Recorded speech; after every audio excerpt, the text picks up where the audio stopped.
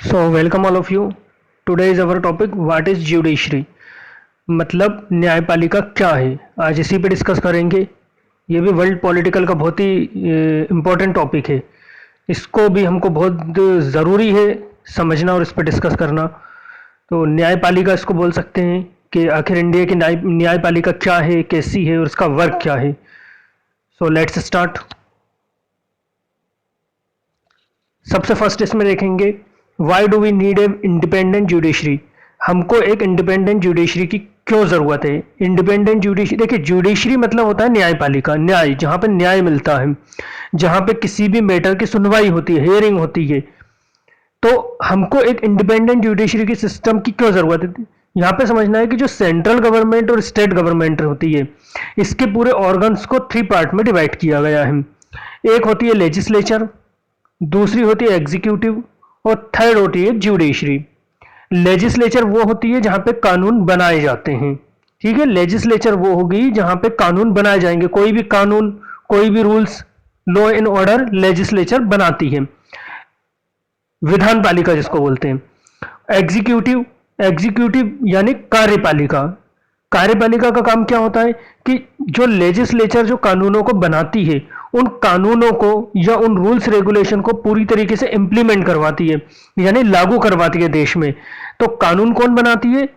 कानून बनाएगी लेजिस्लेचर, विधान पालिका, विधान मतलब कानून। लागू कौन करवाएगी? एग्जीक्यूटिव। और जुडिशरी थर्ड होती है, एक लेजिस्लेचर जो कानून बनाती है, एग्जीक्यूटिव जो कानून को इंप्लीमेंट करवाती है या लागू करवाती है, थर्ड होती है जुडिशरी। जुडिशरी का काम ये होता है कि जब लेजिस्लेचर जो कानूनों को बनाती है, अगर उन कानूनों में, जब बने हुए कानून में किसी तरह की कोई फॉल्ट होती है या किसी तरह से किसी भी पर्सन के कोई फंडामेंटल राइट्स का वायलेशन होता है, तो उस पर न्याय मिलता है, उस पर सुनवाई होती है और उस कानून को उस हद तक लिमिटेड कर दिया जाता है जिस हद तक लोगों के फंडामेंटल राइट्सों का वायलेशन ना हो या वो कानून जिस हद तक गलत हो। तो ये जुडिशरी का काम है। तो जुडिशरी का काम यह है कि सरकार के बनाए हुए लॉ एंड ऑर्डर जो होती है, अगर उसमें किसी तरह की कोई कमी होती है, या अलग भी जुडिशरी का काम है कि लोग भी जुडिशरी, जैसे न्यायालय होता है, सुप्रीम कोर्ट, हाई कोर्ट, ये आगे अपन डिस्कस करेंगे। तो जुडिशरी में ये होता है कि पूरी तरीके से न्याय मिलता है। तो देखिए एक इंडिपेंडेंट जुडिशरी की हमको इसलिए जरूरत है क्योंकि जुडिशरी जो न्यायपालिका होती है, वहां पे जो भी जज रहेंगे, अगर वो पूरी तरीके से स्वतंत्र नहीं रहेंगे, आजाद नहीं रहेंगे, तो देश में पूरी तरीके से जस्टिस कहां रह जाएगा, इंसाफ कहां रहेगा, जिसे हम कहते हैं ना इंसाफ नहीं मिल रहा है। क्योंकि अगर कोई भी इन्फ्लुएंस वाला पर्सन है, जैसे अपन चीफ मिनिस्टर ले लें, कैबिनेट मंत्री, प्राइम मिनिस्टर, सांसद, विधायक, ये तो अपने प्रभाव से या अपने पोस्ट बड़ी रहती है इनकी, उसका कह सकते हैं प्रभाव डाल के जुडिशरी का जो कह सकते हैं जो डिसीजन रहेगा उसको चेंज भी करवा सकते हैं। इसीलिए कोई भी देश का कितना भी रिच पर्सन हो या कितना भी प्रभावशील व्यक्ति हो, जो कितनी भी हाई पोस्ट पे बैठा हुआ है, वो अपनी पोस्ट और पावर के दम पे जुडिशरी को दबा ना पाए, या वहां पे जो जज बैठे हुए हैं, जो डिसीजन देने वाले, उनको डरा ना पाए, उनको धमका ना पाए और उनके डरा धमका के डिसीजन को अपने फेवर में ना कर पाए। इसलिए हमको एक इंडिपेंडेंट जुडिशरी सिस्टम की जरूरत थी और इसलिए इंडिया में जो कॉन्स्टिट्यूशन बना था उसने पूरी तरह से जुडिशरी सिस्टम को इंडिपेंडेंट कर दिया कि वो किसी पे डिपेंड नहीं है, ना किसी के अंडर में वर्क करता है इंडिया का जुडिशरी सिस्टम। और कह सकते हैं अलग अलग कंट्रियों का भी जो जुडिशरी सिस्टम होता है वो भी ऐसे ही रहता है, वो किसी के अंडर में वर्क नहीं करेगा। क्यों? क्योंकि जुडिशरी सिस्टम ही वो होता है जो लोगों को पूरी तरीके से न्याय दिलाता है, लोगों को पूरी तरह से इंसाफ करता है।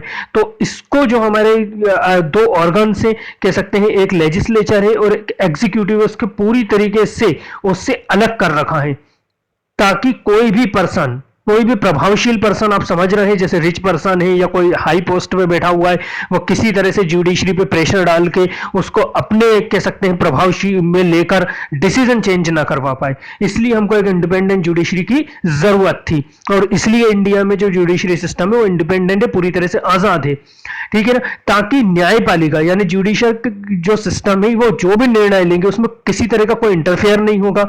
कोई भी व्यक्ति हो उस जुडिशरी के लिए हुए डिसीजन में किसी तरह का कोई इंटरफेयर नहीं करेगा। ना जो जज रहेंगे, जैसे हाई कोर्ट के जज होते हैं, सुप्रीम कोर्ट के जज होते हैं, या जुडिशरी सिस्टम का मतलब ही कह सकते हैं एक न्यायपालिका होता है और उसमें जज तो रहेंगे।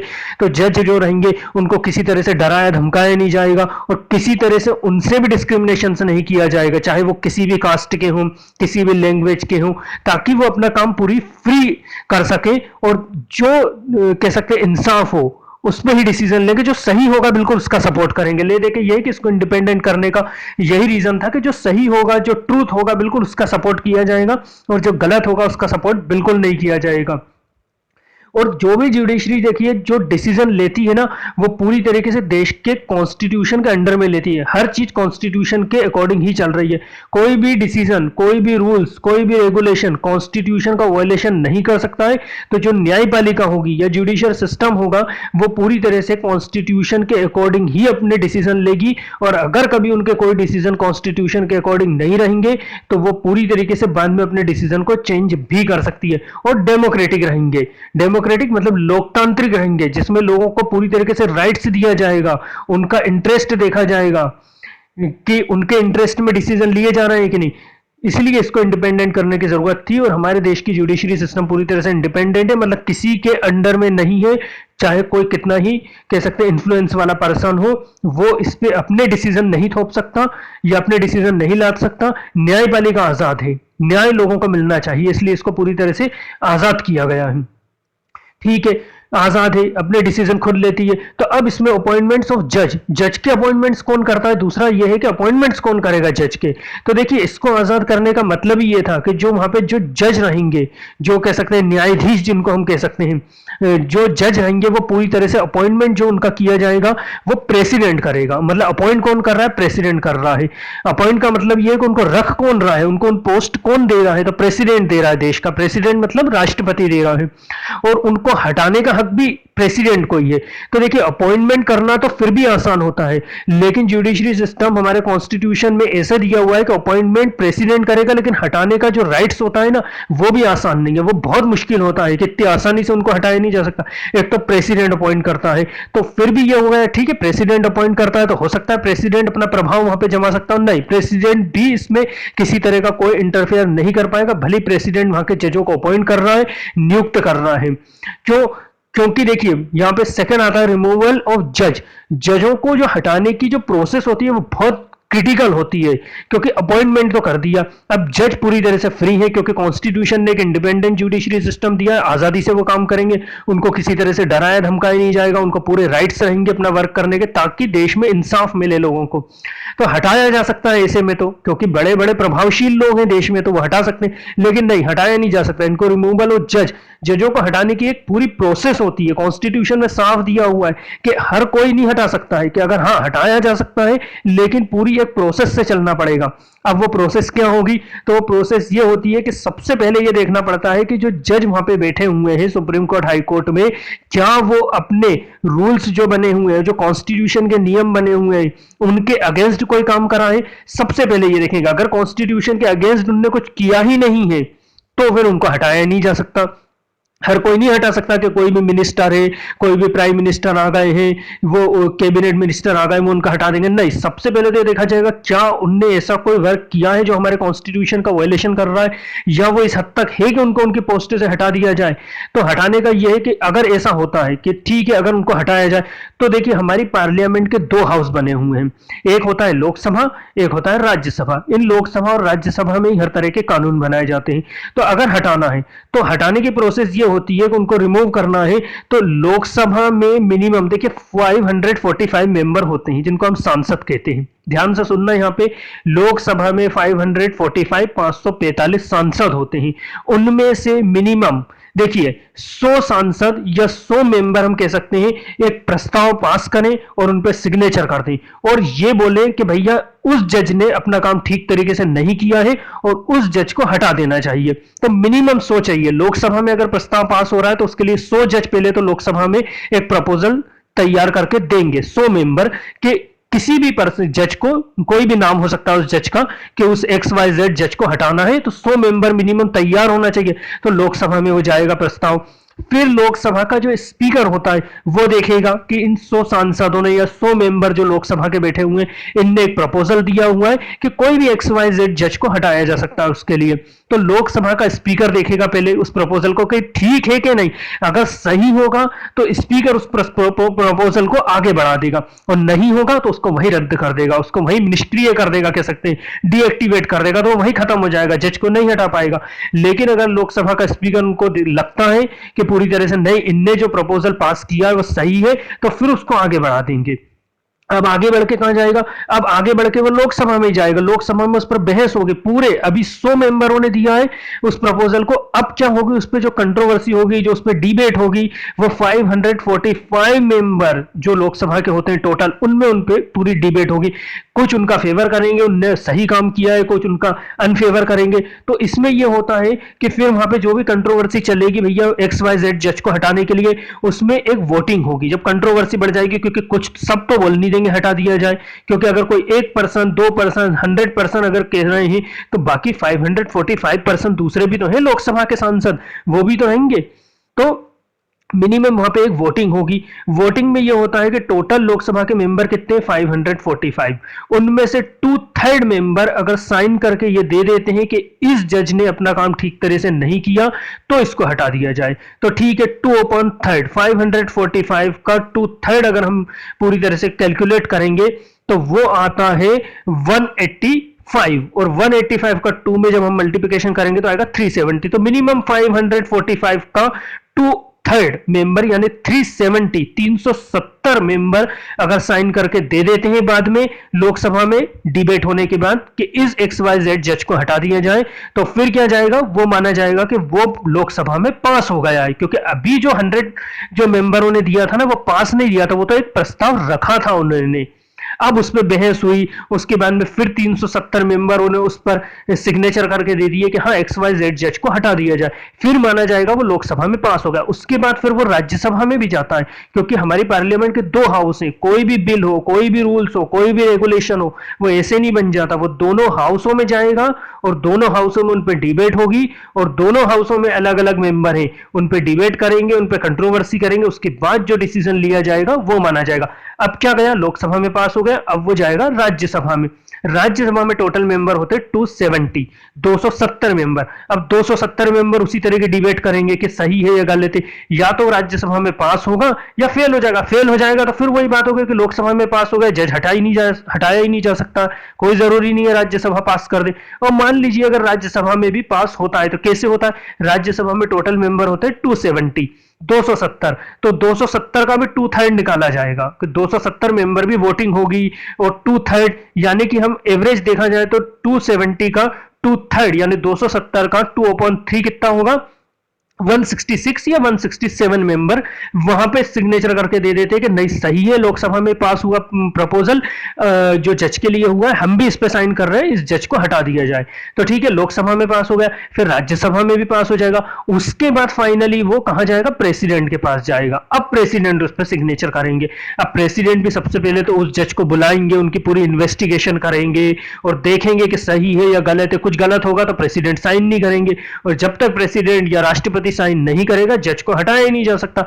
और मान लीजिए सब कुछ सही होता है, सब सही लगता है, तो प्रेसिडेंट फाइनली साइन कर देते हैं, तब जज को हटाया जा सकता है। तो ये प्रोसेस होती है, और ये प्रोसेस बहुत डिफिकल्ट होती है, ये इतनी आसान नहीं होती जितनी आसान अभी मैंने आपको बता दी है या दिख रहा है। नहीं हो पाता है, बिल्कुल बहुत मुश्किल आती है इसमें, क्योंकि 2/3 मेंबर साइन करके ही नहीं देते, क्योंकि बहुत से लोग ये कहते हैं जज सही कर रहे हैं, बहुत से कहते हैं गलत कर रहे हैं। तो आसान नहीं है, ले दे कि ये कि जज को अपॉइंट करना तो आसान फिर भी हो जाता है, हटाना आसान नहीं होता है। तो यही तो इंडिपेंडेंट जुडिशरी है कि हटाना आसान नहीं है, तो वह फ्री होकर अपना वर्क करेंगे ताकि देश में सबको इंसाफ मिले, ताकि देश में सबको न्याय मिले। दूसरा ये होता है कि देखिए जैसे लोकसभा में पास हुआ है ना, उस तरह से राज्यसभा में भी पहले कह सकते हैं प्रपोजल लाया जा सकता है। कोई जरूरी नहीं है पहले प्रपोजल लोकसभा में लाया जाए, राज्यसभा में भी लाया जा सकता है। जैसे लोकसभा का मैंने आपको यहां बताया है कि लोकसभा में मिनिमम 100 मेंबर साइन करके एक प्रपोजल ले आते हैं, तब उस पर कंट्रोवर्सी स्टार्ट होती है, उस पर डिबेट स्टार्ट होती है। इसी तरह से राज्यसभा का भी है कि राज्यसभा में अगर पास कर कह सकते हैं स्टार्टिंग करना हो, तो राज्यसभा का अगर कोई मेंबर लाना चाहता हो ऐसा प्रपोजल के जज को हटाया जाए, तो राज्यसभा में यह है कि राज्यसभा में फिर मिनिमम 50 मेंबर एक प्रपोजल लाएंगे और राज्यसभा में दे देंगे। तो लोकसभा के लिए ये है कि शुरुआत में ध्यान से सुनना, उसको नोट डाउन करना, तब समझ में आएगा ये क्या है। कि लोकसभा में 100 मेंबर लेके आएंगे तब उस पर डिबेट होगी, और अगर राज्यसभा में लाना हो तो 50 मेंबर लेके आएंगे तब उस पर डिबेट होगी। लेकिन लोकसभा के मेंबर अलग होते हैं और राज्यसभा के मेंबर अलग होते हैं। तो दोनों में से किसी भी एक हाउस या किसी भी एक सदन में लाया जा सकता है कोई भी प्रपोजल, लेकिन उसमें बाकायदा प्रोसेस यही रहेगी कि पहले अगर लोकसभा में लाएंगे तो लोकसभा में पास होगा, फिर राज्यसभा में पास होगा, फिर प्रेसिडेंट के पास जाएगा, फिर हटाया जाएगा। इसी तरह से राज्यसभा की बात करें तो पहले राज्यसभा में 50% ले आएंगे, फिर उस पर डिबेट होगी, फिर राज्यसभा में पास होगा, फिर लोकसभा में पास होगा, फिर प्रेसिडेंट के पास जाएगा। और ये फिर बोल रहा हूं बहुत मुश्किल होता है, तो इस तरह से हटाया जा सकता है, लेकिन बहुत क्रिटिकल कंडीशन से। तो इसलिए हमारी इंडिपेंडेंट कर रखा है जुडिशरी सिस्टम को। थर्ड फिर देखेंगे स्ट्रक्चर ऑफ जुडिशरी। आखिर जुडिशरी का स्ट्रक्चर क्या है? तो ये पूरा स्ट्रक्चर बना हुआ है। देखिए, सबसे फर्स्ट होता है सुप्रीम कोर्ट। सुप्रीम कोर्ट सबसे ऊपर होता है। सेकंड होता है हाई कोर्ट। थर्ड होता है डिस्ट्रिक्ट कोर्ट। फोर्थ होता है सबऑर्डिनेट कोर्ट। सुप्रीम कोर्ट को बोलेंगे सर्वोच्च न्यायालय, हिंदी में भी मैं आपको बता रहा हूं सर्वोच्च न्यायालय। हाई कोर्ट यानी उच्च न्यायालय, ठीक है। और डिस्ट्रिक्ट कोर्ट यानी जिला कोर्ट, जिला न्यायालय। सबऑर्डिनेट कोर्ट मतलब लोअर कोर्ट होता है। अब इनका क्या क्या वर्क होता है? देखिए, मान लीजिए आप पे कोई एक केस चला है, तो अब आपका सबसे पहला डिसीजन सबऑर्डिनेट कोर्ट ने आपको कह सकते हैं किसी भी एक केस में, या आपने कोई क्राइम किया है उसमें आपको सजा दे दी है, 2 साल 3 साल की कोई भी सजा आपको दे दी है सबऑर्डिनेट कोर्ट ने। लेकिन आपको ऐसा लग रहा है कि आपको गलत तरीके से सजा दी गई है और आपने वो क्राइम किया ही नहीं था, तो आप इसकी एक दूसरी कह सकते हैं अपील कह सकते हैं, या ओपेलेट कह सकते हैं उसको, या अपील डिस्ट्रिक्ट कोर्ट में दे सकते हैं। आप ये कह सकते हैं कि सबऑर्डिनेट कोर्ट के फैसले से मैं संतुष्ट नहीं हूं, मैं सेटिस्फाइड नहीं हूं, और इसमें वापस कह सकते हैं एक हियरिंग या सुनवाई होना चाहिए क्योंकि मेरे को गलत तरीके से सजा दी गई है। तो आप डिस्ट्रिक्ट कोर्ट में अपनी दूसरी अपील दायर कर सकते हैं। फिर डिस्ट्रिक्ट कोर्ट आपके उसी कह सकते हैं फैसले पर वापस सुनवाई करेगी। और मान लीजिए डिस्ट्रिक्ट कोर्ट ने आपको बरी कर दिया या छोड़ दिया, तो आप बरी हो जाएंगे, छोड़ देंगे, क्योंकि कभी कभी ऐसा हो जाता है कि सबऑर्डिनेट कोर्ट भी गलती कर देता है, डिस्ट्रिक्ट कोर्ट भी गलती कर देते। लेकिन मान लीजिए डिस्ट्रिक्ट कोर्ट ने आपको वापस वही कहा है कि नहीं, जो सबऑर्डिनेट कोर्ट ने आपको जो 3 साल की सजा दी है वो सही है और वो बिल्कुल सही तरीके से दी है, तो आप डिस्ट्रिक्ट कोर्ट से भी आपको सजा हो जाती है। फिर भी आपके पास ऑप्शन होता है कि आप फिर बोलते हो कि नहीं, मैं सेटिस्फाइड नहीं हूं, मैंने क्राइम किया ही नहीं था जो मुझे सजा दी जा रही है। फिर आप एक ओपेलेट या अपील, जिसको कहेंगे हाई कोर्ट में लगा सकते हैं। फिर आपके उसी मैटर की सुनवाई हाई कोर्ट में होगी, आप हाई कोर्ट तक जा सकते हैं। मतलब अगर आप सेटिस्फाइड नहीं है सबऑर्डिनेट कोर्ट के डिसीजन से, तो आप डिस्ट्रिक्ट कोर्ट में जा सकते हैं, लेकिन हाँ, उसको लिए आपके वकील के थ्रू आपको एक अपील लगानी पड़ेगी। फिर आप डिस्ट्रिक्ट कोर्ट में भी मान लीजिए आपको सजा हो जाती है, तो आप हाई कोर्ट में जाते हैं, और मान लीजिए हाई कोर्ट फिर उस पर संज्ञान लेते हैं, फिर उस पर डिस्कस करते हैं, फिर डिबेट होती है। मान लीजिए वहां पे भी आपकी सजा बरकरार रखी जाती है कि नहीं, आपने बिल्कुल गलत काम किया और आपको उसकी सजा मिलेगी, या तो छोड़ देंगे तो कोई आगे उस पर डिबेट होएगी नहीं, क्योंकि हाई कोर्ट ने छोड़ दिया तो फिर छोड़ देंगे। ना डिस्ट्रिक्ट कोर्ट उस पर कुछ बोल सकता, ना सबऑर्डिनेट कोर्ट बोल सकता। लेकिन मान लीजिए नहीं छोड़ा, उनने भी बोला कि आपको 3 साल की सजा मिलेगी, तो फिर मिलेगी। फिर फोर्थ और लास्ट ऑप्शन आपका ये होता है कि आप सुप्रीम कोर्ट में जा सकते हैं।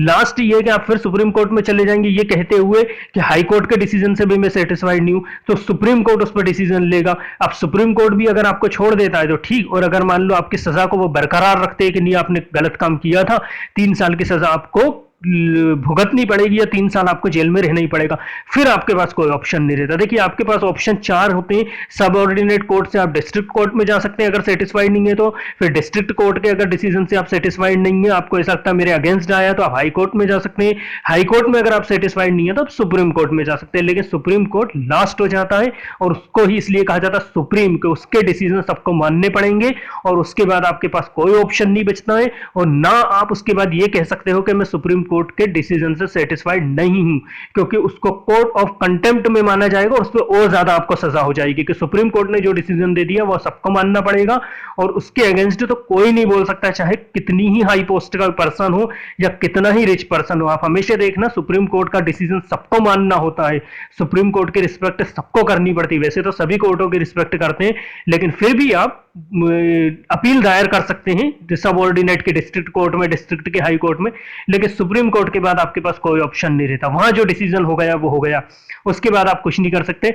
फिर एक फाइनल ऑप्शन आपके पास फिर ये बचता है कि आप एक अपनी कह सकते हैं याचिका, जिसको कह सकते हैं दया याचिका, या माफी की मांग सकते हैं प्रेसिडेंट से। फिर वो आखिरी ये बचता है कि प्रेसिडेंट चाहे तो आपको छोड़ सकता है या नहीं छोड़ सकता, लेकिन फिर भी सुप्रीम कोर्ट फाइनल है, सुप्रीम कोर्ट के अलावा आप कहीं जा ही नहीं सकते। तो ये होता है हमारे यहाँ जो जुडिशरी सिस्टम का स्ट्रक्चर होता है कि न्याय अगर आपको नहीं मिल रहा है तो आप अलग अलग जगह रिट दायर कर सकते हैं, अपील कर सकते हैं, लेकिन सुप्रीम कोर्ट लास्ट है, सुप्रीम कोर्ट के अलावा आप और कहीं नहीं जा सकते। ठीक है ना, इसके डिसीजन सबको मान्य होते हैं। और क्या करता है सुप्रीम कोर्ट, अब देखिए इनका ये तो नॉर्मल वर्क हो गया, तो कर ही रहा है। इसके अलावा सुप्रीम कोर्ट का क्या काम है, देखिए सुप्रीम कोर्ट जो होता है वो सुप्रीम होता है। अब सुप्रीम कोर्ट में जो जज होते हैं, हाई कोर्ट में भी जज होंगे, तो सुप्रीम कोर्ट के जो जज होते हैं वो हाई कोर्ट के जजों को कह सकते हैं ऑर्डर भी दे सकते हैं, या उनका एक हाई कोर्ट से दूसरे हाई कोर्ट में ट्रांसफर भी कर सकते हैं। अगर उनको ऐसा लग रहा है कि हाई कोर्ट के कोई जज है उनका ट्रांसफर करना है, तो सुप्रीम कोर्ट में जो सुप्रीम जज बैठे हुए हैं, जो चीफ जस्टिस ऑफ इंडिया बैठे हुए हैं सुप्रीम कोर्ट में, चीफ जस्टिस ऑफ इंडिया के बैठे होते हैं, उनको कहते हैं सुप्रीम कोर्ट के मुख्य न्यायाधीश को कहते हैं चीफ जस्टिस ऑफ इंडिया। वो सबसे बड़े होते हैं, सबसे बड़ी पोस्ट हो जाती है उनकी ये जुडिशरी सिस्टम में। तो हाई कोर्ट को ऑर्डर भी दे सकते हैं, या हाई कोर्ट में मान लीजिए कोई ऐसे मामले पेंडिंग पड़े हुए हैं जिन पर डिसीजन देना जरूरी है, तो सुप्रीम कोर्ट उन मामलों को अपने यहां पे मंगवा सकता है, हाई कोर्ट के जजों के ट्रांसफर कर सकता है, या हाई कोर्ट को किसी दूसरे कह सकते हैं मुकदमों की जल्दी सुनवाई करने का ऑर्डर दे सकते हैं। ले दे के ये है कि सुप्रीम कोर्ट के अंडर में हाई कोर्ट वर्क करते हैं। अब इसी तरह से हाई कोर्ट डिस्ट्रिक्ट कोर्ट को ऑर्डर दे सकते हैं कि डिस्ट्रिक्ट कोर्ट में अगर कोई मामले पड़े होंगे तो हाई कोर्ट के जज अपने यहाँ पे बुला सकते हैं कि आप जल्दी सुनवाई नहीं कर रहे, हाई कोर्ट में भेज दीजिए वो मैटर। या डिस्ट्रिक्ट कोर्ट के जो जजों के कह सकते हैं ट्रांसफर होते हैं वो हाई कोर्ट के जज कर सकते हैं। और इसी तरह से डिस्ट्रिक्ट कोर्ट पूरी तरह से निगरानी रखते हैं या इन्वेस्टिगेशन करते हैं सब ऑर्डिनेट कोर्ट में। तो ये पूरा एक स्ट्रक्चर बना रखा है कि सुप्रीम कोर्ट कंट्रोल करेगा हाई कोर्ट को, हाई कोर्ट कंट्रोल करेगा डिस्ट्रिक्ट कोर्ट को, डिस्ट्रिक्ट कोर्ट कंट्रोल करेगा सब ऑर्डिनेट कोर्ट को। ठीक है ना, और सब ऑर्डिनेट कोर्ट किसको कंट्रोल करते हैं, ये नॉर्मल जो प्रशासनिक ऑफिसर होते हैं, जो कह सकते हैं अगर कोई एडमिनिस्ट्रेटिव सिस्टम हमारा बना हुआ है जिसमें बहुत सी पोस्टें होती हैं, जैसे अपर कलेक्टर हैं, डिप्टी कलेक्टर हैं, डीएसपी हैं, सीएसपी हैं, अलग अलग पोस्टें होती हैं। सब ऑर्डिनेट कोर्ट कहीं ना कहीं उनको अगर वो अपने काम में कभी किसी तरह की कोई लापरवाही करते हैं, किसी तरह का कोई गलत काम करते हैं, तो उनको ऑर्डर देते हैं। तो ये पूरा एक बना हुआ है कि ये सुप्रीम कोर्ट हाई कोर्ट को कंट्रोल करेगा, ऑर्डर देगा, हाई कोर्ट डिस्ट्रिक्ट कोर्ट को कंट्रोल करेगा, ऑर्डर देंगे, या डिस्ट्रिक्ट कोर्ट सब ऑर्डिनेट कोर्ट को कंट्रोल करेगा। तो पूरी न्याय व्यवस्था है ताकि लोगों को न्याय सही मिले, किसी तरह की कोई कमी ना हो जाए न्याय में। तो ये एक कह सकते हैं स्ट्रक्चर है। ठीक है, next the function of courts. Court के मेन फंक्शन क्या है, करते क्या है। देखिए कॉन्फ्लिक्ट रिसोल्यूशन, कॉन्फ्लिक्ट मतलब झगड़े। अब जाहिर सी बात है आप कोर्ट में क्यों जाएंगे, झगड़े होंगे, लड़ाई झगड़े होंगे, लेकिन किस तरीके के। देखिए नॉर्मल लड़ाई झगड़े क्राइम जो होते हैं उनके लिए तो जाते हैं कि आए दिन आप देख रहे हैं मारपीट हो रही है, चाकूबाजी हो रही है, लड़ाई झगड़े हो रहे हैं, उनके लिए तो नॉर्मल कॉन्फ्लिक्ट होते। लेकिन इसके अलावा देखिए सुप्रीम कोर्ट का मेन ये काम है कि जैसे कभी कभी क्या होता है कि स्टेट गवर्नमेंट और सेंट्रल गवर्नमेंट में भी अलग अलग मैटर को लेकर कुछ कॉन्फ्लिक्ट हो जाते हैं। क्योंकि देखिए सुप्रीम जो सेंट्रल गवर्नमेंट है वो उनको कुछ अलग राइट्स हैं, स्टेट गवर्नमेंट के अलग राइट्स हैं। तो अगर सेंट्रल गवर्नमेंट और स्टेट गवर्नमेंट के बीच में भी कोई कंट्रोवर्सी हो जाती है तो फिर सुप्रीम कोर्ट उस पर डिसीजन देता है। दो राज्यों के बीच में या दो स्टेटों के बीच में भी कोई भी कॉन्फ्लिक्ट हो जाती है उस पर भी सुप्रीम कोर्ट या हाई कोर्ट कह सकते हैं डिस्कस करते हैं। वहां पे कैसे हो जाएगी, मान लीजिए कोई एक कानून है, समझना यहां पे कि एक कोई कानून है जो सेंट्रल गवर्नमेंट ने बना दिया, लेकिन कोई स्टेट गवर्नमेंट कह रही है कि ये कानून हम हमारे स्टेट में लागू नहीं करेंगे, ये गलत है। तो ये कॉन्फ्लिक्ट हो जाती है कि किसका बनाया हुआ कानून चलेगा, या स्टेट गवर्नमेंट कोई दूसरा कानून बना देती है। तो ये कॉन्फ्लिक्ट हो जाती है क्योंकि स्टेट गवर्नमेंट अक्सर ये कहती है कि हमारे यहाँ पे हमारा बनाया हुआ कानून चलेगा, क्योंकि स्टेट गवर्नमेंट भी कहीं ना कहीं इंडिपेंडेंट है और सेंट्रल गवर्नमेंट का ये कहना होता है कि हमारा बनाया हुआ कानून चलेगा। तो फाइनल इस तरह की जब कंट्रोवर्सी होती है तो इसका decision, final decision supreme court दे देते हैं।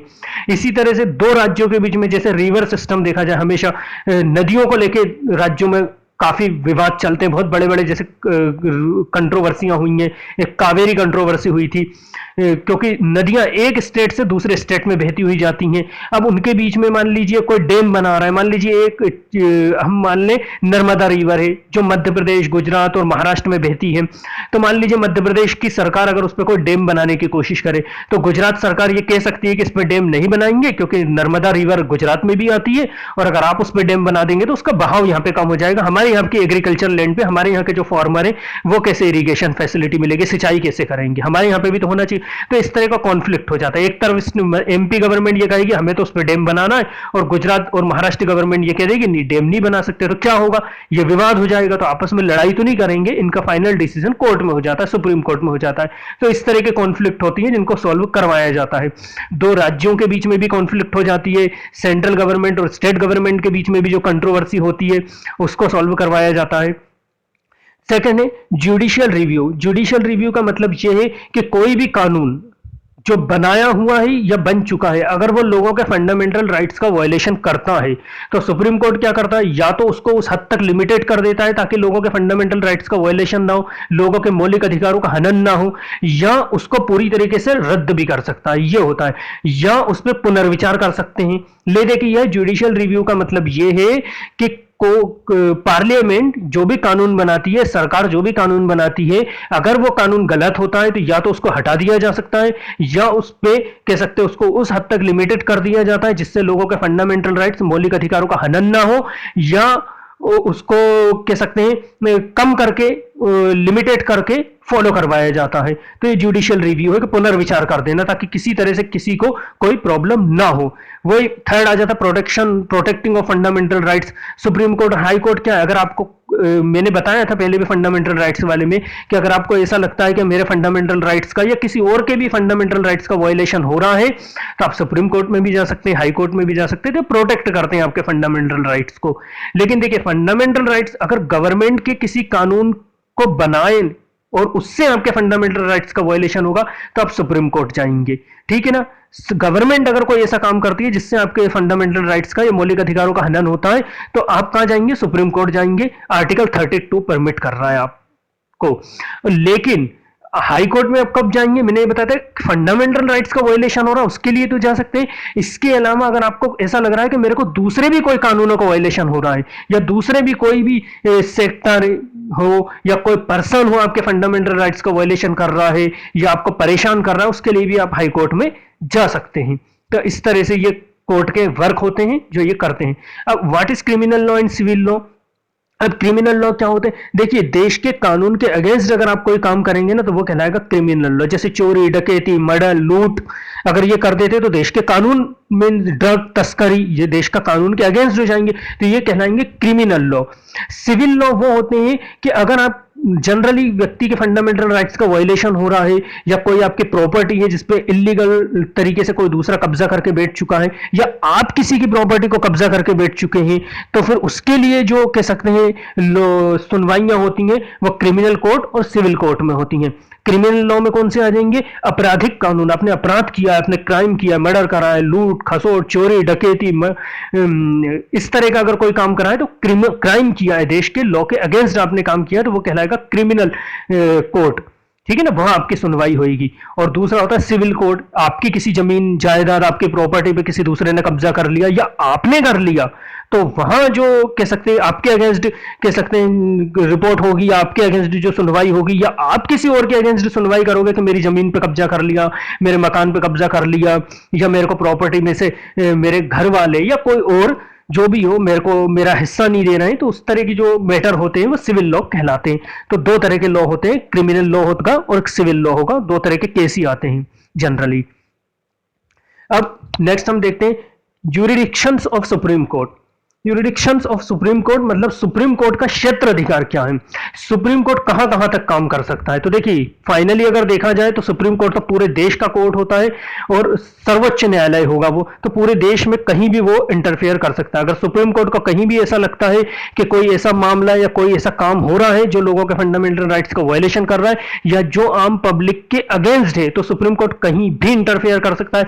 वो high court, district court, lower court, किसी भी डिपार्टमेंट में, किसी भी विभाग में सुप्रीम कोर्ट इंटरफेयर कर सकता है। उसका कोई क्षेत्र अधिकार नहीं है, पूरा देश ही उसका क्षेत्र अधिकार है। और दूसरी बात यह है कि अगर वही बात मैं बता रहा हूं आपको फिर कि अगर सेंट्रल गवर्नमेंट और स्टेट गवर्नमेंट के बीच किसी तरह की कोई कंट्रोवर्सी हो जाती है तो उसमें सुप्रीम कोर्ट डिसीजन देता है। अलग अलग स्टेटों के बीच में कोई कंट्रोवर्सी हो जाती है उस पर सुप्रीम कोर्ट का क्षेत्र अधिकार एक इंटरफेयर कर सकता है। और दूसरा यह है कि जनहित याचिका, ये जो जनहित याचिका रहती है ना, ये भी होती है जिसको कहते हैं सोशल एक्शन लिटिगेशन, मतलब जनहित याचिका। अगर सुप्रीम कोर्ट को ऐसा लगता है कि कोई ऐसा कानून या कोई ऐसा काम देश में हो रहा है जो लोगों के हित में नहीं है, लोगों के अगेंस्ट है, लोगों को उससे परेशानी हो रही है, तो सुप्रीम कोर्ट उस कानून को, उस फैसले को रद्द कर सकता है या उसमें इंटरफेयर कर सकता है या किसी भी मामले में इंटरफेयर कर सकता है। यही उसका क्षेत्र अधिकार होगा। फंडामेंटल राइट्स का भी वायलेशन होने से सुप्रीम कोर्ट रोकता है कि अगर ऐसा लगता है कि फंडामेंटल राइट्स का वायलेशन हो रहा है तो सुप्रीम कोर्ट उसको तुरंत उस कानून को रद्द कर सकता है या कम कर सकता है। दूसरे जो कोर्ट होते हैं जैसे हाई कोर्ट है, लोअर कोर्ट है, इन पर पूरी तरह से निगरानी रखता है कि वहां के जज अपना काम ठीक तरीके से कर रहे हैं कि नहीं, या वहां जो हियरिंग हो रही है, सुनवाई हो रही है, उन पे जो डिसीजन लिए जा रहे हैं वो कॉन्स्टिट्यूशन के अकॉर्डिंग लिए जा रहे हैं कि नहीं। क्योंकि सबसे बड़ी बात है, पूरे देश में जो भी वर्क हो रहा है, जो भी काम हो रहा है, वो संविधान के अनुसार हो रहा है। तो सुप्रीम कोर्ट का यह भी काम होता है कि high court, lower court, district court, ये जो वर्क करना है ये संविधान के अंडर में रहकर ही कर रहे हैं या नहीं कर रहे हैं, और नहीं कर रहे हैं तो सुप्रीम कोर्ट इंटरफेयर कर सकता है। तो इस तरह से ओरिजिनल ज्यूरिडिक्शंस इनके ये होते हैं। फिर यही है ज्यूरिडिक्शन ऑफ सुप्रीम कोर्ट का क्षेत्राधिकार या ओरिजिनल ज्यूरिडिक्शन, मतलब मेन काम क्या होता है। फिर रिट ज्यूरिडिक्शन एक होता है। रिट का मतलब ये होता है कि अगर वही बात आ गई कि अगर आपको ऐसा लगता है कि गवर्नमेंट के किसी कानून से मेरे फंडामेंटल राइट्स का वायलेशन होता है या किसी दूसरे के फंडामेंटल राइट्स का वायलेशन होता है, तो आप सुप्रीम कोर्ट में डायरेक्ट रिट दायर कर सकते हैं। तो सुप्रीम कोर्ट फिर उस पर गवर्नमेंट को ऑर्डर दे सकता है या किसी डिपार्टमेंट के पर्सन को भी देखिए ऑर्डर दे सकता है। ऐसा नहीं है कि सिर्फ गवर्नमेंट को। अगर मान लीजिए कोई भी हाई पोस्ट पे बैठा हुआ पर्सन है, वो कोई ऐसा काम कर रहा है जिससे आपके फंडामेंटल राइट्स का वायलेशन हो रहा है, आप उस पर भी रिट दायर कर सकते हैं। उस पर भी आप रिट दायर करेंगे तो फिर सुप्रीम कोर्ट क्या करेगा, सुप्रीम कोर्ट अपना एक ऑर्डर देगा, या तो सरकार को देगा कि भैया आपके इस कानून से लोगों का फंडामेंटल राइट्स का वायलेशन हो रहा है, तो आप इस कानून को खत्म करें या रद्द कर दें या इसमें चेंजेस करें, या उस ऑफिसर को जो आपके फंडामेंटल राइट्स का वायलेशन कर रहा है उसको भी ऑर्डर देगा। तो ये रिट ज्यूरिडिक्शन होता है, जो रिटों पे सुनवाई करना। कोई भी पर्सन सुप्रीम कोर्ट में जा सकता है अगर उसको ऐसा लगता है कि गवर्नमेंट का कोई कानून मेरे फंडामेंटल राइट्स का, मेरे मौलिक अधिकारों का हनन कर रहा है, या कोई ऑफिसर कर रहा है, कोई डिपार्टमेंट कर रहा है, कोई विभाग कर रहा है, वहां भी जा सकते हैं। फिर आता है ओपेलेट ज्यूरिडिक्शन। ओपेलेट ज्यूरिडिक्शन या अपीलीय अधिकार कहते हैं। अपीलीय अधिकार में वही है कि अगर आपको ऐसा लगता है कि मैंने अभी बीच पहले भी आपको बताया है कि जैसे सब ऑर्डिनेट कोर्ट के डिसीजन से आप सेटिस्फाई नहीं है, तो आप कह सकते हैं डिस्ट्रिक्ट कोर्ट में चले जाइए। डिस्ट्रिक्ट कोर्ट में भी अगर आपको पनिशमेंट होगा, ये सजा बरकरार रखी है, तो आप हाई कोर्ट में चले जाइए। हाई कोर्ट में भी अगर आपको ऐसा लग रहा है कि डिसीजन मेरे फेवर में नहीं हुआ, तो आप सुप्रीम कोर्ट चले जाइए। तो अपील करने का अधिकार है, अपील सुनता है सुप्रीम कोर्ट। अगर आप अपील दायर करेंगे तो सुनेगा अपील सुप्रीम कोर्ट। ऐसा नहीं है कि आपने अपील दायर कर दिया आपके डिसीजन नहीं होगा, वो अपील सुनेगा। ये सुप्रीम कोर्ट का राइट से अधिकार है कि लोग अगर ऐसा लगता है कि मेरे को सही न्याय नहीं मिल रहा है, मेरे को सही जस्टिस नहीं मिल पा रहा है, तो सुप्रीम कोर्ट तक आप जा सकते हो। लेकिन देखिए उसके बाद कहीं नहीं जा सकते, तो आप अपील करते जाइए, सुप्रीम कोर्ट लास्ट है। तो अपील जो भी आप दायर करेंगे सुप्रीम कोर्ट बिल्कुल उस अपील को सुनेगा। लेकिन इसमें एक चीज ये भी रहती है कि आप हाई कोर्ट तक जा सकते हैं, लेकिन हाई कोर्ट के बाद यह रहता है कि सुप्रीम कोर्ट में वही फैसले जाते हैं जिनको कहीं ना कहीं हाई कोर्ट के जो जज होते हैं वो ये लगता है। देखिए आप अपील तो कर सकते हैं सुप्रीम कोर्ट में, लेकिन उसमें एक हाई कोर्ट के जजों का भी ये रहता है कि हाई कोर्ट तक आप चले गए, हाई कोर्ट में भी अगर आपकी सजा बरकरार रखी है, उनने कहा है कि आपको सजा होनी चाहिए तो होगी, लेकिन इसके बाद आप सुप्रीम कोर्ट में जाना चाहते हैं तो आप अपील तो दायर कर सकते हैं। लेकिन जनरली ये होता है कि फिर उसमें हाई कोर्ट भी एक सर्टिफिकेट देता है कि हाँ इस मैटर को सुप्रीम कोर्ट में कह सकते हैं हियरिंग के लिए भेजा जाना चाहिए। मतलब ये एक ऐसा मैटर है जो सुप्रीम कोर्ट में सुनवाई के लायक है, तो वो मैटर सुप्रीम कोर्ट में जाएगा। ऐसा हर कोई मैटर भी सुप्रीम कोर्ट में नहीं जाएगा, वरना लोग तो यही करेंगे ना कि हाई कोर्ट में जितने भी केसों की सुनवाई हो रही है सभी सुप्रीम कोर्ट चले जाएंगे। तो उस पर भी कुछ रूल्स रेगुलेशन है कि देखिए सुप्रीम कोर्ट के मैटर वही होते हैं जो बहुत ज्यादा क्रिटिकल हो जाते हैं, जिन पे डिसीजन देना मुश्किल हो जाता है, जिन पर पूरी तरह से हमारे कॉन्स्टिट्यूशन को डिस्क्राइब करना पड़ता है, कानून को डिस्क्राइब करना पड़ता है। कह सकते हैं संविधान या कानून की व्याख्या का मतलब पूरी तरह से व्याख्या करो, पूरी तरह से उसको डिस्क्राइब करो। जब कोई गंभीर मामला जब आ जाता है तब वो मैटर सुप्रीम कोर्ट में जाते हैं, अदरवाइज हाई कोर्ट में ही रह जाते हैं वो मैटर। हाई कोर्ट के बाद ही फाइनल डिसीजन हो जाता है। इसको और अच्छे से समझना है तो आप डेली के न्यूज़पेपर रीड करें, या जो सुप्रीम कोर्ट ने जो डिसीजन दिए हैं उन पे रीड करें, वो समझ में आएगा आपको कि सुप्रीम कोर्ट में किस टाइप के मैटर जाते हैं और सुप्रीम कोर्ट कैसे मैटरों पे डिसीजन लेता है। सुप्रीम कोर्ट में मैं फिर बोल रहा हूं बहुत क्रिटिकल मैटर जाते हैं, हर कोई से मैटर नहीं जा सकते। वही मैटर सुप्रीम कोर्ट में जाएंगे जो पूरी तरह से कॉन्स्टिट्यूशन और कानून के अगेंस्ट हो जाएंगे, उन पर पूरी तरह से डिस्क्राइब करने का कह सकते हैं मैटर आ जाता है, तो वही मैटर सुप्रीम कोर्ट में जा सकते हैं। वैसे जनरली रिट तो आप लगा सकते हैं। तो सुप्रीम कोर्ट को और अच्छे से जानना है तो डेली के न्यूज़पेपर देखें, और सुप्रीम कोर्ट जो पहले डिसीजन दे चुके हैं या करंट में जो डिसीजन देता है इनको ध्यान से सुने पढ़े, तब आपको और अच्छे से समझ में आ जाएगा कि आखिर सुप्रीम कोर्ट में कैसे मैटर जाते हैं और सुप्रीम कोर्ट कैसे मैटरों पे डिस्कस करते हैं, क्या वहां पे न्याय मिलता है। नेक्स्ट देखते हैं। नेक्स्ट ये है एडवाइजरी ज्यूरिडिक्शन। अब ये एडवाइजरी ज्यूरिडिक्शन क्या है? एडवाइजरी ज्यूरिडिक्शन का मतलब ये है कि देखिए गवर्नमेंट जब भी कोई कानून बनाती है, ठीक है ना, गवर्नमेंट कोई कानून बनाएगी तो फाइनल उस पर लास्ट में सिग्नेचर कौन करते हैं? हमारे प्रेसिडेंट करते हैं। जब प्रेसिडेंट उस पर सिग्नेचर कर देंगे तभी वो पहले तो उसके पहले उसको विधेयक कहते हैं, ठीक है ना, कानून नहीं कहते। विधेयक पास होगा, फिर जब तक वो लोकसभा में पास होगा, फिर राज्यसभा में पास होगा, फिर उस फाइनली वो जाते हैं प्रेसिडेंट के पास। तो एडवाइजरी ज्यूरिडिक्शन का मतलब ये है कि प्रेसिडेंट जो भी कानून पार्लियामेंट बनाना चाह रही है उस पर सुप्रीम कोर्ट से एक कह सकते हैं अपनी एडवाइस मांग सकते हैं कि इस सरकार का बनाया हुआ कानून जिस पे मेरे को सिग्नेचर करने हैं, क्या इस पे मेरे सिग्नेचर करने के बाद देश में किसी तरह की कोई कंट्रोवर्सी तो नहीं होगी? क्योंकि प्रेसिडेंट को तो लास्ट प्रेसिडेंट के सिग्नेचर के बाद ही वो कानून बन जाएगा। तो प्रेसिडेंट को ये राइट्स होता है, हक होता है कि वो सुप्रीम कोर्ट के जज से एडवाइस मांगे, राय मांगे, क्योंकि देखिए पूरी कानून का जानकार कौन है? Supreme court. कानून का हर तरह के कानून का जानकार सुप्रीम कोर्ट बैठा हुआ है। तो प्रेसिडेंट उनसे एडवाइस मांगते हैं कि ये जो कानून पार्लियामेंट में बनाने की कोशिश की जा रही है, क्या इसको बनाने के बाद देश में किसी तरह का रिवोल्ट नहीं होगा, किसी के फंडामेंटल राइट्स का वायलेशन नहीं होना चाहिए, या किसी के कोई अधिकार नहीं छीनना चाहिए, या कोई लड़ाई झगड़ा या कोई कॉन्फ्लिक्ट नहीं होना चाहिए। तो इस तरह के हमको आप एडवाइस दें, तो सुप्रीम कोर्ट उनको एडवाइस देता है। ताकि इसमें यह हो जाता है कानून बनाने के पहले ही अगर कोई कानून में कमी होती है तो सुप्रीम कोर्ट के जो कह सकते हैं न्यायाधीश होते हैं, जिनको हम चीफ जस्टिस ऑफ इंडिया कहते हैं, वो पहले ही रोक देते हैं या उसको पहले ही लिमिटेड कर देते हैं कि यहां तक गलत रहेगा, यहां तक आपको उसको सही करना पड़ेगा।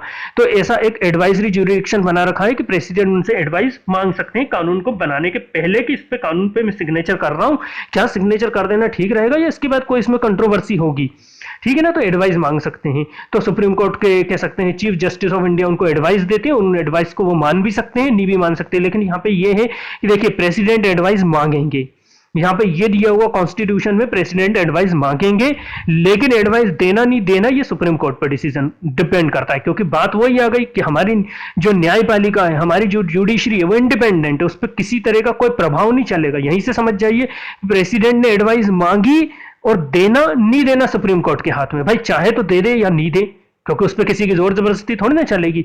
और दूसरी बात यह है कि जनरली देखिए प्रेसिडेंट को एडवाइस दे दी जाती है क्योंकि वह सही के लिए एडवाइस मांग रहे हैं, तो जनरली सुप्रीम कोर्ट में एडवाइस दे दी जाती है। लेकिन यह भी है कि सुप्रीम कोर्ट अगर एडवाइस देना चाहे तो दे सकता है, नहीं देना चाहे तो किसी की जोर जबरदस्ती नहीं होगी, प्रेसिडेंट भी जोर जबरदस्ती नहीं कर सकता है। और दूसरी बात यह है कि मान लीजिए सुप्रीम कोर्ट अगर कोई एडवाइस दे देता है तो प्रेसिडेंट के हाथ में भी फिर यह रहता है कि चाहे तो वो एडवाइस को माने या ना माने, कोई जरूरी नहीं है कि एडवाइस मान ले। मान लीजिए अगर सुप्रीम कोर्ट ने यह कह दिया कि नहीं, इससे लोगों के फंडामेंटल राइट्स का वायलेशन हो रहा है, इसको लिमिटेड कर दो, प्रेसिडेंट को लगता है तो वो लिमिटेड कर सकता है, नहीं तो उसको कानून बना सकता है। तो मानना नहीं मानना ये कह सकते हैं प्रेसिडेंट के हाथ में, और देना नहीं देना ये भी सुप्रीम कोर्ट के हाथ में। लेकिन बात यही है कि अगर ऐसा कोई कानून बन जाता है तो बाद में सुप्रीम कोर्ट उसको रद्द कर सकता है, ये भी है। इसको ही कहते हैं इंडिपेंडेंट जुडिशरी। सुप्रीम कोर्ट बाद में उसको रद्द कर देगा, खत्म कर देगा। तो एडवाइस मांगने का यही सिस्टम है कि एडवाइस मांग सकते हैं प्रेसिडेंट लोक हित से संबंधित मैटर में, कि इसमें कोई जनता का हित ही रहेगा ना, इसमें पब्लिक का इंटरेस्ट ही होना चाहिए, इसी तरह की कोई कंट्रोवर्सी नहीं होनी चाहिए, लड़ाई झगड़े नहीं होने चाहिए, कॉन्फ्लिक्ट ना हो जाए दो स्टेटों में, लोगों में, दो कम्युनिटी के लोगों में। तो हमको ये कानून बनाने के पहले ही एडवाइस ले ली जाए, तो ले ली जाती है इस तरह से। अब नेक्स्ट है जुडिशियल एक्टिविज्म। इसका जुडिशियल एक्टिविज्म का मतलब यह है कि न्यायिक सक्रियता। इसका मतलब ये हो गया कि देखिए जनहित याचिका के जो मैटर होते हैं, यहां पे ये समझना है कि जब भी जनहित कह सकते हैं सोशल एक्शन लिटिगेशन के जितने भी मैटर होते हैं उस पर भी सुप्रीम कोर्ट डिसीजन देता है। कि मान लीजिए अगर आपको ऐसा लग रहा है, और कोई भी पर्सन देश का जनहित याचिका लगा सकता है सुप्रीम कोर्ट या हाई कोर्ट में, अगर आपको ऐसा लग रहा है कि गवर्नमेंट के किसी कानून से मेरे या किसी दूसरे का फंडामेंटल राइट्स का वायलेशन हो रहा है, तो वहां पे जनहित याचिका आप लगा सकते हैं, वही है रिट लगा सकते हैं। सकते हैं तो उस पर डिसीजन हो जाएगा। या जनहित याचिका के मैटर को आप ये भी समझ सकते हैं कि देश में कोई भी ऐसा काम हो रहा है जो लोगों के इंटरेस्ट में नहीं है, या जिससे लोगों के पे गलत प्रभाव पड़ रहा है, या लोगों का शोषण हो रहा है, एक्सप्लॉयटेशन हो रहा है, या किसी जगह पे किसी लोगों से जोर जबरदस्ती से काम लिया जा रहा है, तो आप जनहित याचिका लगा सकते हैं कि भैया उस फैक्ट्री में या उस जगह पे लोगों से मार पीट कर उनसे काम लिया जा रहा है, उनको बंधुआ मजदूर बना के रखा जा रहा है। तो ये होती है जनहित याचिका। जनहित याचिका का मतलब ये कि आपको अगर ऐसा लग रहा है कि देश में कहीं भी ऐसा कोई काम हो रहा है जो लोगों के इंटरेस्ट में नहीं है, उससे लोगों की जान को खतरा है, तो वहां पे जनहित याचिका आप कोर्ट में लगा सकते हो। कोई भी पर्सन लगा सकता है। बस उस अगर आप हाई कोर्ट में लगा रहे हैं तो हाई कोर्ट के लॉयर से आपको मिलना पड़ेगा, या सुप्रीम कोर्ट में लगा रहे हैं तो सुप्रीम कोर्ट के लॉयर से आपको कहीं ना कहीं उनके थ्रू आप ये याचिका लगा सकते हैं। ये 1970 से स्टार्ट हुई थी, और यहां पे समझ लो कि पहली जैसे जनहित याचिका जो लगी थी वो 1979 में लगी थी। इसमें यह था कि एक बिहार का मामला आया था, जिसमें यह था कि जेल में, देखिए यहां पे ये मामला ये था कि कुछ लोग थे जिन्होंने कोई क्राइम किया था, ठीक है ना, गलत काम किया था।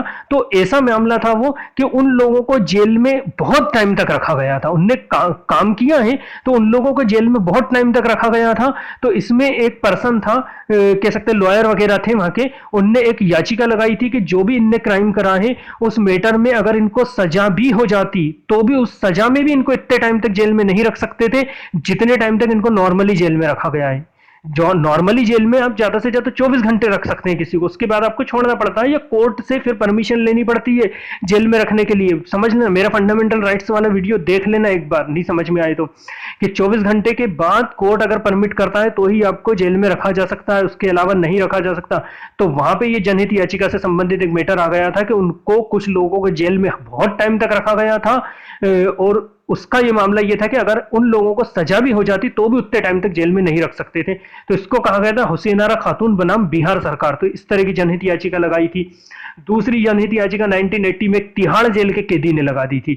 उस कैदी का कहना यह था कि हमने क्राइम किया है, हमको सजा मिल रही है, लेकिन यहाँ के जो ऑफिसर होते हैं, यहाँ के जो अधिकारी होते हैं, वो हमारे साथ बहुत गलत बर्ताव करते हैं, हमको मारते हैं, पीटते हैं, हमको प्रताड़ित करना है, हमारा मनो कह सकते हैं मेंटली और फिजिकली टॉर्चर कर रहे हैं हद से ज्यादा। क्योंकि देखिए कैदी हैं, उनको सजा हुई है, लेकिन कहीं ना कहीं वो इंसान है, उनके साथ भी इंसानियत जैसा व्यवहार होना चाहिए। तो ये जनहित याचिका के मैटर ऐसे रहते हैं, या समझना है कि जनहित याचिका के मैटर भी कौन से।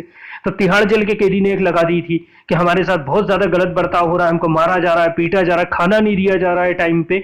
तो इसको भी कहा गया था सुनील बन्ना बनाम दिल्ली प्रशासन। तो इस तरह के अगर आप सुप्रीम कोर्ट के डिसीजन देखेंगे तो आपको और अच्छे से समझ में आएगा कि जनहित याचिका क्या हो सकती है। या इसको और अच्छे से समझना है तो समझ लीजिए एक ब्रिज है जो आपके आसपास बना हुआ है, या वो ब्रिज खराब हो चुका है, टूट फूट चुका है, या आप लोगों को ऐसा लग रहा है कि कभी भी वो ब्रिज गिर जाएगा, और लेकिन अभी भी उससे लोगों का आना जाना चल रहा है, तो लोगों की जान को खतरा है, लोगों को परेशानी हो सकती है। तो आप एक जनहित याचिका का मैटर लगा सकते हैं कि इससे जनता का हित में ये है कि या तो इस ब्रिज को पूरी तरह से नया बनाया जाए या उसको रीडेवलप किया जाए, या कहीं ड्रग्स हो रहा है, तस्करी हो रही है, कोई बड़े ऑफिसर ही कोई गलत काम कर रहे हैं जिससे लोगों का कह सकते हैं इंटरेस्ट भंग हो रहा है या लोगों का अधिकार छिन रहा है, तो वो भी जनहित याचिका से रिलेटेड मैटर हो जाता है।